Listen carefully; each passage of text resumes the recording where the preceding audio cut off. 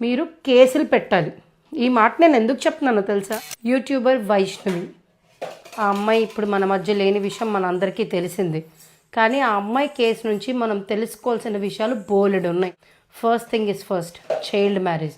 ఆ పిల్ల ఏజ్తో కూడా సంబంధం లేకుండా జస్ట్ బికాజ్ ఒక అనామకుడు ఎవడో చస్తానని బెదిరించినంత మాత్రాన ఆ పిల్ల పేరెంట్స్ పాపం దాన్ని నమ్మి ఆడు నిజమేమో అనుకొని ఆ అమ్మాయికి ఆ పెళ్లి చేశారు. ఇక్కడ చైల్డ్ మ్యారేజ్ వల్ల నేను చెప్పేది ఏంటంటే, అమ్మాయిలకి ఇంకా ప్రాపర్ సస్టైనబిలిటీ కూడా ఉండదు.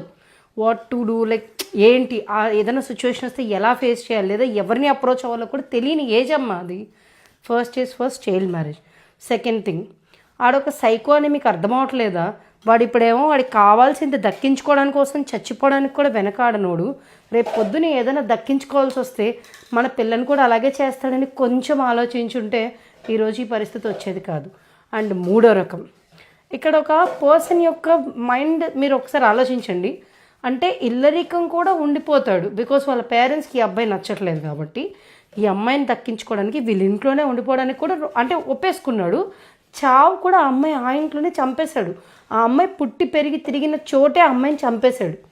ఎలాంటి మనుషులు ఉన్నారో జస్ట్ ఇమాజిన్. జస్ట్ బికాజ్ మన వెనకాల వస్తున్నాడు, జస్ట్ బికాజ్ ఏదో మన మాట వింటున్నాడు అన్నంత మాత్రాన వాళ్ళు మంచోళ్ళు అయిపోరమ్మ. ఈ విషయం మీరు తప్పకుండా గ్రహించాల్సింది. అన్నిటికంటే ముఖ్యమైనది, మీరు కేసులు పెట్టాలి. ఈ మాట నేను ఎందుకు చెప్తున్నానో తెలుసా? వాళ్ళ అత్తగారు ఆ పిల్ల ఏదో 3 రోజుల ముందర వెళ్తే ఆ అత్తగారింటి దగ్గరికి ఆ అమ్మాయికి ఉంగరం దొంగతనం మీద వేస్తున్నారు, కారం పొడి తీసి మొహం మీద కొట్టారంట, ఫోన్లు చేసి చంపేస్తానే, నువ్వు ఎట్లా బతుకుందో చూస్తానే అని చెప్తున్నారు వాళ్ళ అత్తగారు.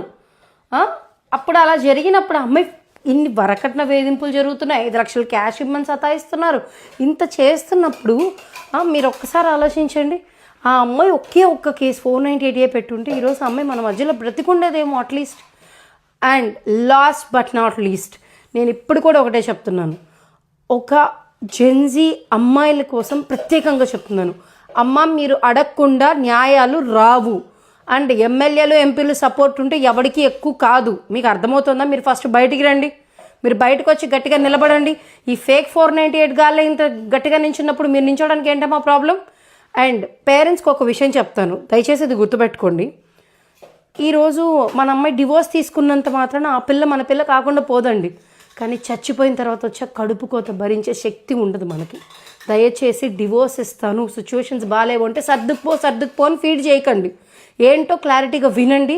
ఒకవేళ డివోర్స్ అయినా కూడా మీరు దయచేసి యాక్సెప్ట్ చేయండి, లేదా ఇలాంటి చావులు చూడాలి అందుకు.